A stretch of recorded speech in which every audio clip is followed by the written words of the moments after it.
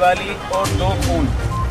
ये सही है कि दिल्ली में आज आए दिन क्राइम के बढ़ते ग्राफ को देखते हुए जैसे कि देखा गया, दिवाली में हर लोग खुशियों के साथ अपने परिवार के साथ दिवाली मनाते हैं, सब दिए जलाते हैं, पर किसी घर का दिया बुझ रहा था।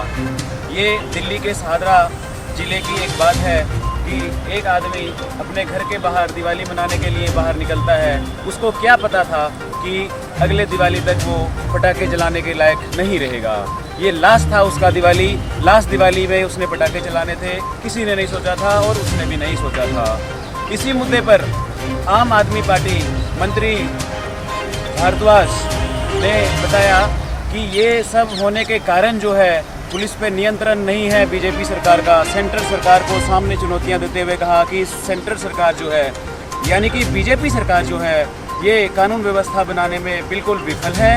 11 साल हो गए, दिल्ली की जनता जो है बीजेपी सरकार को इसलिए 11 साल से नहीं अपना पाई है क्योंकि इनको पहले ट्रैफिक दिया गया था, ट्रैफिक में भी ये नाकामयाब रहे और अभी क्राइम बढ़ते हुए जैसे कि पहले मुंबई जैसे शहरों में इस तरह के घटनाओं को अंजाम दिया जाता था, जैसे कि लूट मार, डकैती, अपहरण, ऐसे जैसे स्पॉट होते थे क्राइम के, वो अब दिल्ली तक आ पहुंची है। दिल्ली तक आ पहुंची है।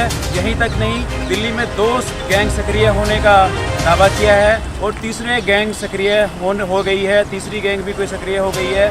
मंत्री भारद्वाज ने ये भी बताया है, सीधा निशाना लगाते हुए बीजेपी को, कि बीजेपी कानून व्यवस्था बनाने में बिल्कुल असफल है। अभी देखने को मिलता है आए दिन, अभी जैसे कि आप देख रहे हैं यूपी सीएम योगी आदित्यनाथ को भी धमकी भरा मैसेज आता है कि 10 दिन के अंदर इस्तीफा दे दें, नहीं तो जैसे मुंबई महाराष्ट्र में हुआ है आपके साथ भी ऐसा आपको भी मार दिया जाएगा।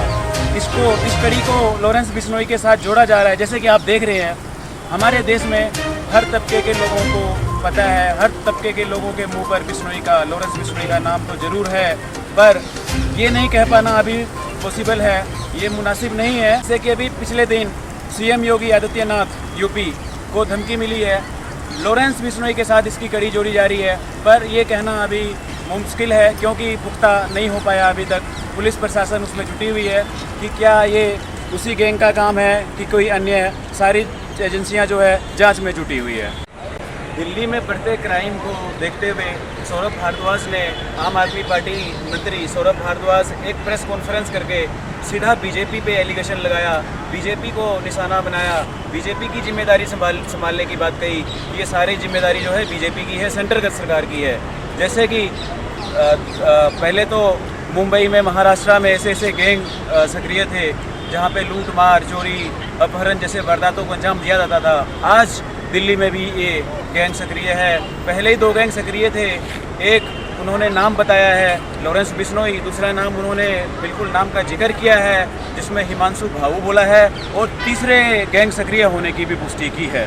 तो भारद्वाज ने ये भी बताया है कि दिल्ली प्रशासन, पुलिस प्रशासन जो है वो सेंट्रल गवर्नमेंट के अंडर आता है, पर प्रशासन पे इनका कोई जोर नहीं चलता और प्रशासन और पुलिस में, कानून व्यवस्था में बिल्कुल असफल रहे हैं। 11 साल हो गए इनको, दिल्ली की पब्लिक इसलिए इनको अपनाती नहीं। 11 साल से कोई चांस नहीं दिया क्योंकि इनको ट्रैफिक दिया गया था, ट्रैफिक में भी इन्होंने बिल्कुल असफलता दिखाई, ऐसा सौरभ भारद्वाज ने कहा है। आइए देखते हैं रिपोर्ट। आज दिल्ली के अंदर ये हालात कैसे हो गए, इसका जवाब भारतीय जनता पार्टी की केंद्र सरकार को देना चाहिए।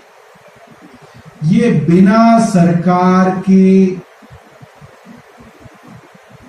आशीर्वाद के, बिना सरकार के जानबूझ के किए गए ढीले ढाले कानून व्यवस्था के नहीं हो सकता, ये संभव नहीं है।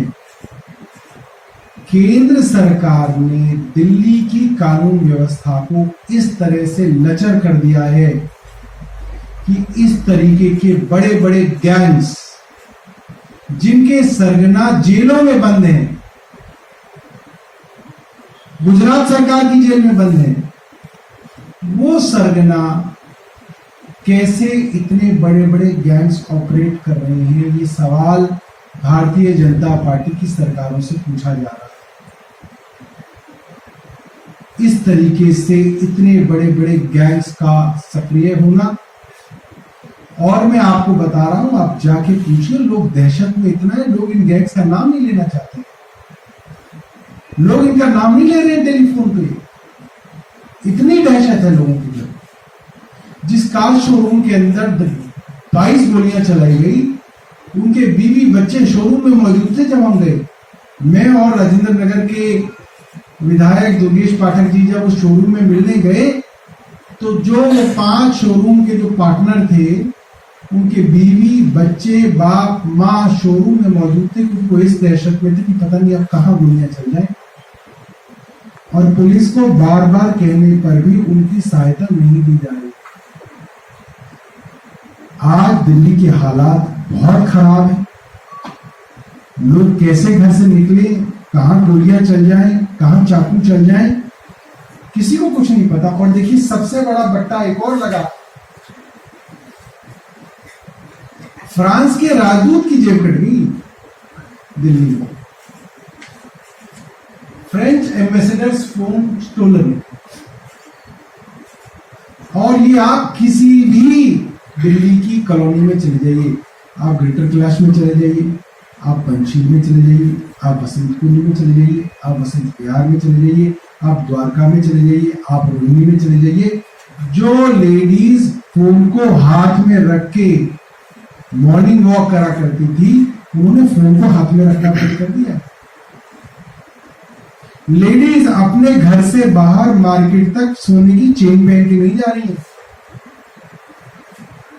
क्योंकि चेन स्नैचिंग, फोन स्नैचिंग का तो ये हाल हो गया है कि लोगों ने पुलिस में कंप्लेंट करानी बंद कर दी है। क्यों कराएं? समय खराब होगा, थाने जाने में भी समय खराब होगा, क्यों करें वो भी। आप किसी भी कॉलोनी में सर्वे कर दीजिए, पूछ लीजिए कि पिछले 1 साल में कितने लोगों के फोन और चेन स्नैच हुए हैं, आपको काफी सारे लोग मिल जाएंगे और ज्यादातर लेडीज मिलेंगी उसमें। क्या ये पुलिस की जानकारी के बिना हो रहा है? जब दिल्ली के चप्पे चप्पे पे सीसीटीवी कैमरा है, लोग सीसीटीवी कैमरा की फोटो निकाल के भी देते तो भी नहीं पकड़े जाते। ऐसे तो